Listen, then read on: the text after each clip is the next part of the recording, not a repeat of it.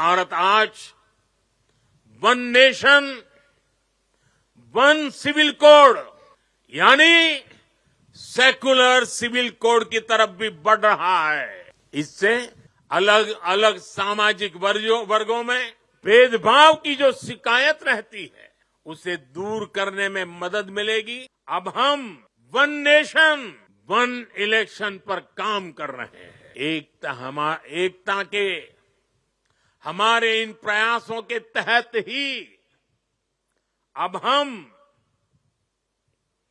One nation one election पर काम कर रहे हैं, जो भारत के लोकतंत्र को मजबूती देगा,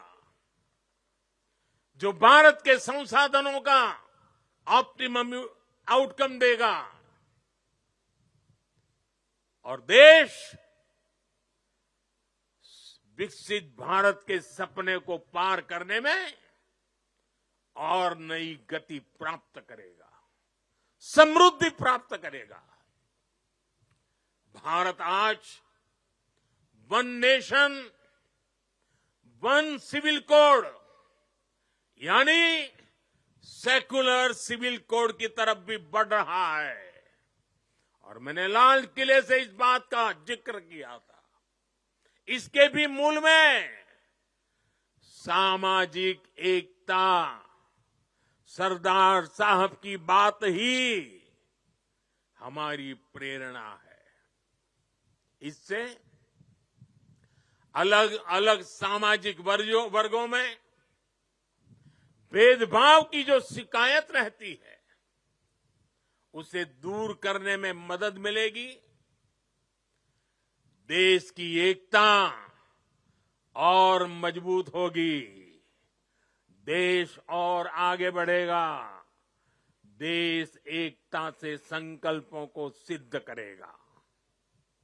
साथियों, आज पूरे देश को खुशी है कि आजादी के 7 दशक बाद देश में एक देश एक संविधान का संकल्प भी पूरा हुआ है।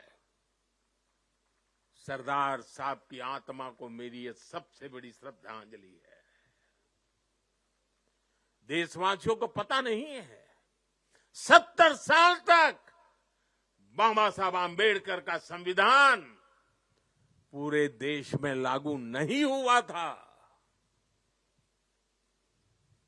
संविधान की माला जपने वालों ने संविधान का ऐसा घोर अपमान किया था। कारण क्या था? जम्मू कश्मीर में आर्टिकल 370 की दीवार, आर्टिकल 370 जो देश में दीवार बन के खड़ी थी, संविधान को यहां रोक देती थी, वहां के लोगों के अधिकारों से उनको वंचित रखती थी।